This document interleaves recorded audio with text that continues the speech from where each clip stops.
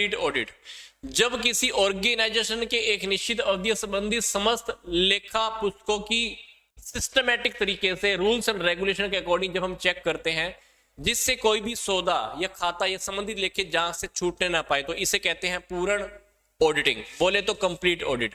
तो मतलब क्या होता है, कभी कभी एक ऑर्गेनाइजेशन के अंदर एक फिक्स टाइम पीरियड के अंदर क्या करते हैं, उसके जितने भी कंप्लीट अकाउंट्स की बुक्स होती हैं, जो भी डॉक्यूमेंट्स होती हैं, उसकी हम पूरी अच्छी तरह से चेकिंग करते हैं, सिस्टमेटिक तरीके से करते हैं, ताकि जो भी ट्रांजैक्शन हुई है उस ट्रांजैक्शन को लिखने से पहले हम ये देख लें कि कोई भी ट्रांजैक्शन बिना बिल्स के ना छूट गई हो, सभी उसके पास हमारे पास प्रूफ होने चाहिए। तो इसलिए उसको हम बोलते हैं कंप्लीट ऑडिटिंग। तो इसमें क्या होता है, कंप्लीट ऑडिट में हर एक transaction, entry, books, total, balance, voucher, documents, हर एक चीज की हम चेकिंग करते हैं। तो अगर हम स्टैच्यूटरी तौर पर बात करें, वैधानिक तौर पर बात करें, तो कंपनी में इस प्रकार का ऑडिट करवाना जरूरी होता है। यस, कंपनी में इस प्रकार का ऑडिट कराना जरूरी होता है, इसलिए हम इसको कहते हैं कंप्लीट ऑडिट। कंप्लीट ऑडिट के बाद जो हमारा जो नेक्स्ट ऑडिट होता है उसको हम बोलते हैं पार्शियल ऑडिट, बोले तो आंशिक अंकेक्षण। तो जब किसी संस्था के पूरे हिसाब किताब की जांच ना करके केवल उसके किसी विशेष भाग की जांच की जाती है, मतलब कभी कभी ऐसा होता है कि किसी भी ऑर्गेनाइजेशन के जब हम कंप्लीट अकाउंट्स को चेक ना करके उसी के किसी पार्टिकुलर अकाउंट्स को, बुक्स को हम चेक करते हैं, तो उसको हम बोलते हैं पार्शियल ऑडिट। तो इसमें ऑडिटर को पार्शियल अंकेक्षक करना होता है, जिसमें मान लो वो क्या करता है, जैसे मान लो वो सिर्फ परचेज बुक या सेल्स बुक या कैश बुक की चेकिंग करता है, या ऐसा भी हो सकता है कि उसने नवंबर की चेकिंग की हो, या दिसंबर में जो ट्रांजैक्शन हुई हो, या जनवरी की ट्रांजैक्शन हुई हो, सिर्फ उसी की चेकिंग की हो।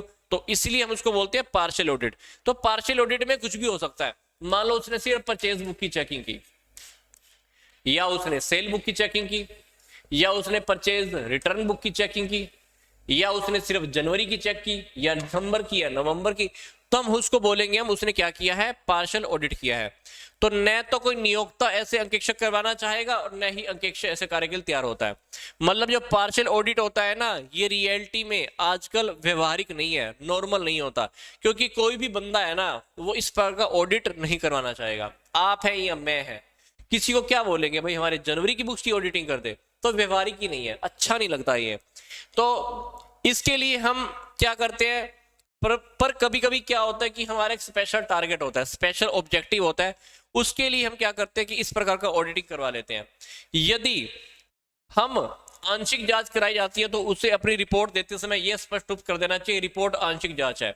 मतलब जब ऑडिटर इस प्रकार की चेकिंग करता है, ऑडिटिंग करता है, तो अपनी रिपोर्ट में उसको बता देना चाहिए कि हाँ भाई मैंने जो ऑडिटिंग की है वो पूरी ऑडिटिंग नहीं की, कौन सी वाली की है, पार्शियल ऑडिट की है। तो उसको ये बात नॉलेज में डाल देना चाहिए। तो यदि वह ऐसा नहीं करता तो जो भी व्यक्ति इस रिपोर्ट के आधार पर कार्य करने में हानि उठाएगा, तो जो ऑडिटर होगा रिस्पॉन्सिबल होगा। क्या कहना चाह रहा है, ध्यान से देखो। मान लो हमने पार्शियल ऑडिट किया, पार्शियल ऑडिट किया मतलब हमने कंप्लीट चेकिंग तो हर बात की नहीं। इसने क्या किया, अपनी रिपोर्ट प्रेजेंट कर दी, रिपोर्ट प्रेजेंट कर दी बिल्कुल ओके, जबकि कुछ गड़बड़ियां थी, या इसने बताया नहीं कि कंप्लीट ऑडिट था या पार्शियल ऑडिट था, कुछ भी हो सकता है। ऑडिटिंग करवाई हमने ऐसी ऐसी, इसने रिपोर्ट प्रेजेंट कर दी ऐसे बताकर कि जैसे कंप्लीट ऑडिट है, या हमने किसी को रिपोर्ट दे दी कि भाई ऑडिटिंग पूरी हो चुकी है, उसको हमने बताया ही नहीं कि ऑडिटिंग कौन सी है।